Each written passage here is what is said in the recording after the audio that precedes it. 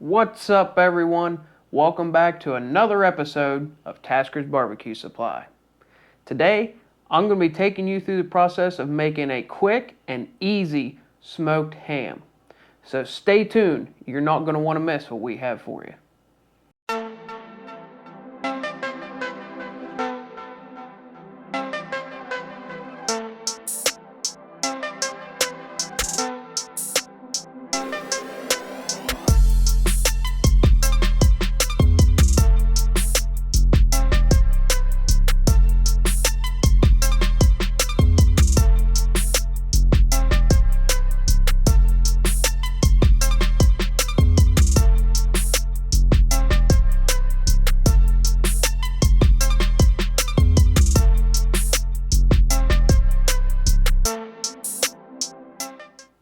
Alright, welcome back, everyone.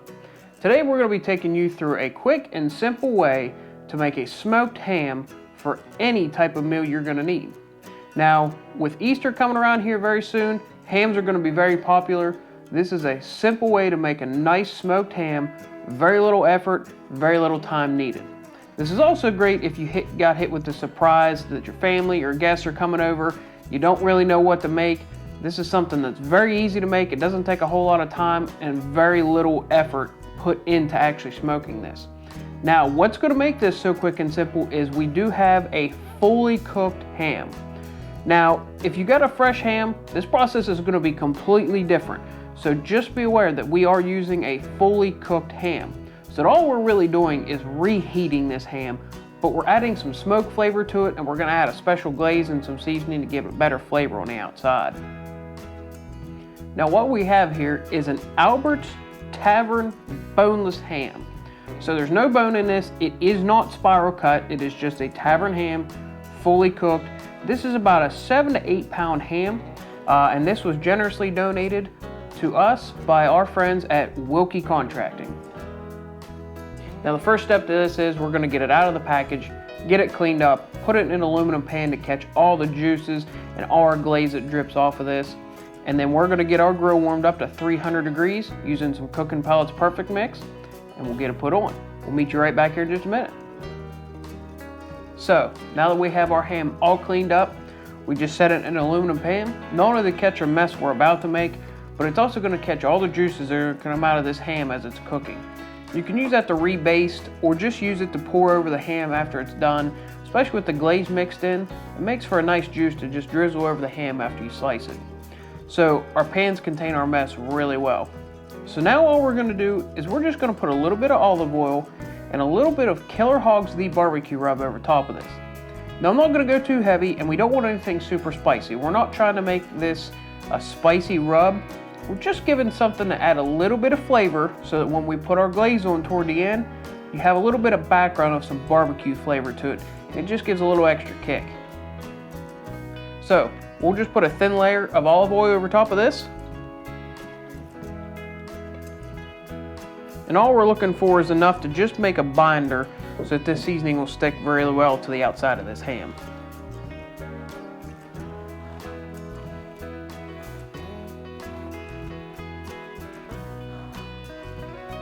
Now we're just going to sprinkle some barbecue rub over top of this.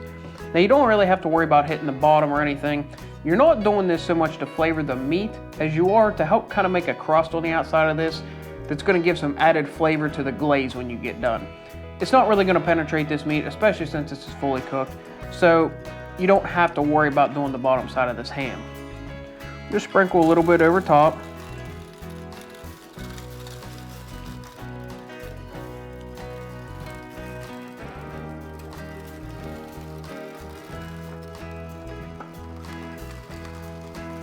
And like I said, we're not going to go super heavy. We're just putting a light coating over top of this ham just to give it a little bit of added kick.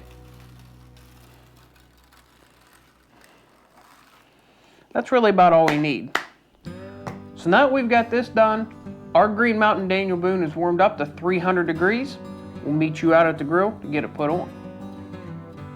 Alright, before we get this ham put on the grill, I'm going to show you how to make a simple glaze from ingredients that most people have around their kitchen that's going to give it a great flavor to this ham right as it finishes. So the first thing we're going to do is take about 1.5 cups of dark brown sugar. We'll add that to our bowl. Then we're going to take a little bowl here, and this has got some ground cinnamon and ground nutmeg. I think it gives a great flavor to our glaze, and it just gives another dimension to this flavor. So you have some barbecue seasoning, and then you go over to your sweet with your brown sugar, and then you get a little bit of that spice with your cinnamon and your nutmeg. And that's what really brings all the flavors together. So we're going to dump that right in there. And then we're going to take some honey and add that to our bowl.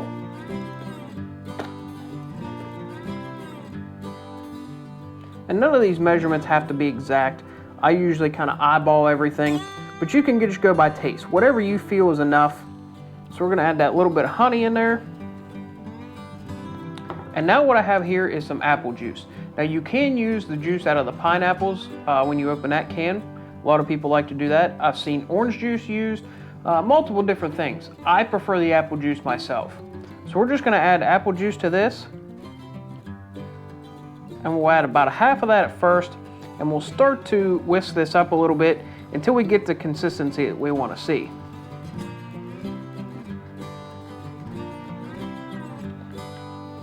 All right, and as you can see, we have a nice thin glaze for this. We don't want this too thick. You don't want to have to basically spread it on, but you also don't want it too thin. You just want that nice in between. If you get a little bit too much apple juice in there, you can always add some more brown sugar or anything like that to thicken it up some.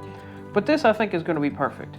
Now, where the pineapples come into play is we're going to put those over top of the ham as it's cooking. And that's going to add a little bit of sweetness to it and a little bit of juice over top. But then we put this glaze over top. We're going to put it over top of the pineapples.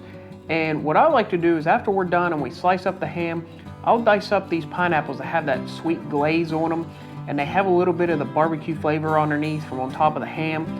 And they taste amazing that way. And I cube them up and set them with it. And then a lot of people like to pick those up and eat it along with their ham. So we have everything ready. We're going to be out at the grill and we're going to get this ham on. We'll see you then. All right, everyone, we're out here at our Green Mountain Grill's Daniel Boone Prime. We have it running at 300 degrees with some Cookin' Pellets Perfect Mix. We're ready to get this ham put on. So all we have to do at this point is slap the ham in the middle of the grill grates. I'm going to throw a few pineapple slices on it, and we're going to get a temperature probe put in the middle of this. Now, like we said before, this is a fully cooked ham. We could pretty well slice this off and eat it just as is. But all we're doing is warming this up. So we're only shooting for about a 140 internal temperature. So you don't have to really cook this very long, which is what makes it nice for quick occasions, or if you don't have a whole lot of time to get something prepared that you really want to make. This makes it easy and simple. So let's get it put on the grill. Like I said, we're just going to set this right in the center of the grill grates.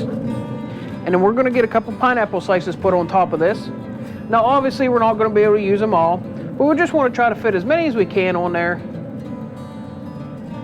Give it a good presentation and give it some good flavor.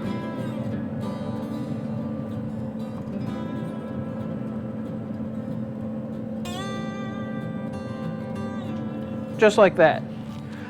So now everything is ready to go. We're just going to stick our temperature probe in.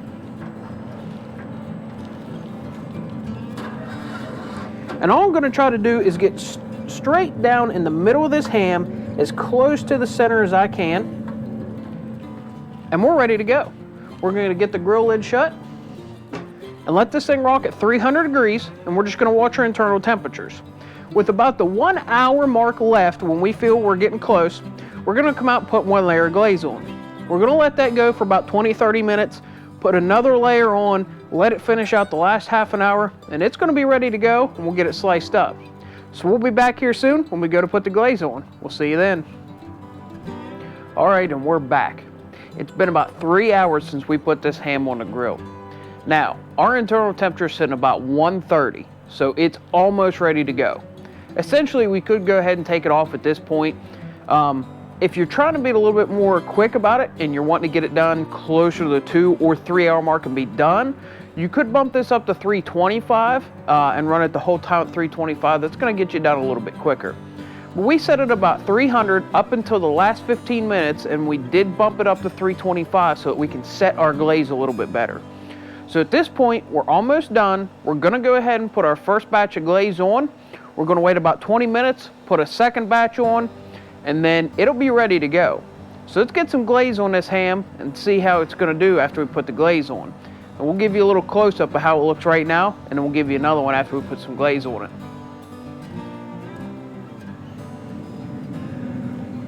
So what we're gonna do is we're gonna take our glaze we made up a little bit ago, and like I said, it's not too thick, but it's not too runny either. It's just that perfect in between where you can brush it on, it'll run over everything, but it's not gonna be real thick and real sticky.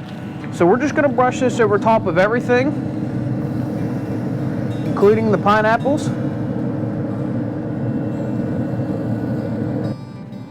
Okay, we've got our first glaze on. We're just gonna go ahead and shut the grill up at this point. We're gonna let it keep going at 325 now to set that glaze. In about 20 minutes, we're gonna go ahead and come out, put one more batch of glaze on, and then we're gonna pull this thing off after about 20 minutes after that.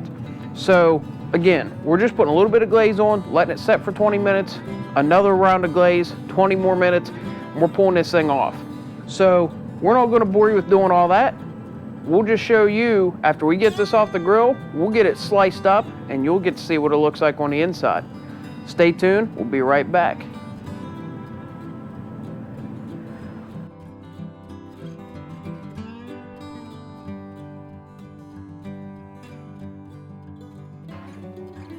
And we're back. We have this ham all finished up. We got our second coat of glaze on it, let it set up for a few minutes, and this thing looks amazing. The glaze turned out fantastic. You can see that our pineapples have a nice caramelization to them. They're basically candied now. Those would be awesome to dice up and set next to this ham once we slice it up.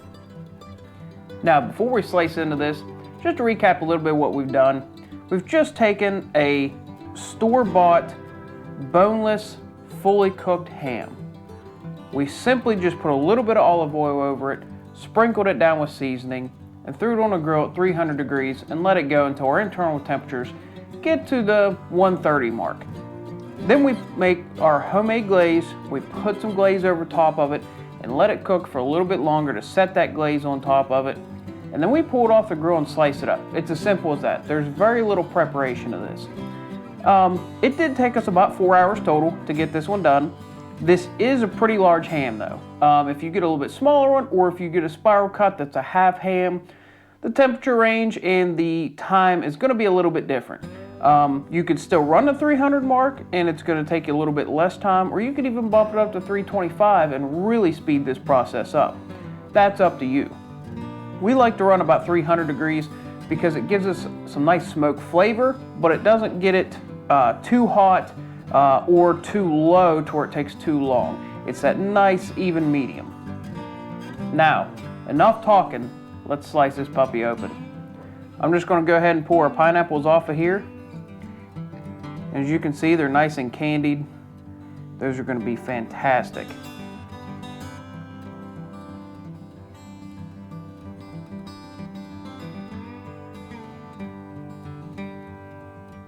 And I can smell that barbecue seasoning, especially underneath where the pineapples were. But you get this nice sweetness and you get that hint of honey and brown sugar off of the glaze we put on it. All those flavors are going to mix in, and it's just going to be just a wonderful flavor when you take a bite out of the bark part of this ham. So let's get this sliced up a little bit here. Let's just cut that end cap off. And we'll make a couple nice little slices here.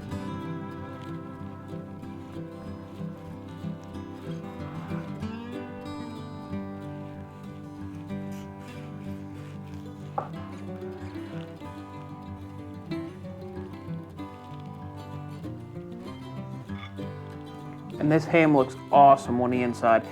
Obviously it's already fully cooked, but running it up to the 140 degree mark is going to get it perfectly cooked all the way through on the inside. It's going to get a nice even heat to it, but it's not going to overcook anything.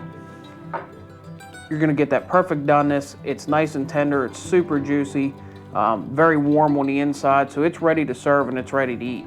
Let's take a little taste test.